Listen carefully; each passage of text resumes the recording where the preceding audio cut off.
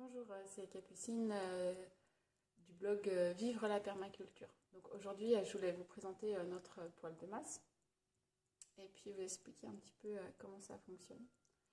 Donc du coup, c'est un poêle avec beaucoup d'inertie. Donc à l'intérieur, on a mis des briques réfractaires, donc le foyer à l'intérieur. Et puis autour, ce que vous voyez, c'est des briques de terre crue.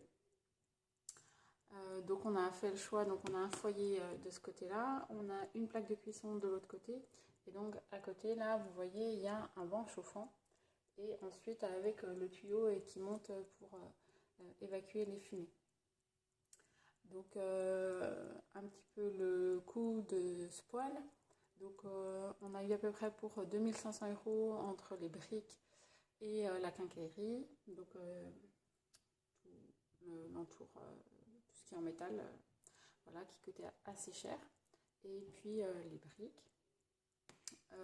Ensuite, on a eu à peu près 750 € de formation pour apprendre à faire le poêle. Donc ça, c'est Sylvain qui a fait ça. Et à peu près un peu plus de 100 € le mètre linéaire pour le tuyau d'évacuation des fumées. Donc voilà. Donc ensuite, dessus, on a mis de la terre avec de la paille, voilà. Ensuite, on a aussi une trappe, que vous voyez là, pour court-circuiter les fumées quand on démarre le feu. Donc les fumées vont directement aller dans le tuyau et ne vont pas passer dans le banc chauffant. Et puis une fois que le feu est lancé, du coup on va fermer la trappe et du coup là les fumées vont faire tout le circuit pour chauffer. Donc ça nous permet d'avoir beaucoup d'inertie. Donc si on fait un feu là comme là le matin, on va tenir à peu près 24 heures sans souci. Et donc c'est notre seul moyen de chauffage de la maison. On a juste un petit chauffe-serviette dans la salle de bain, mais qu'on allume quasiment jamais.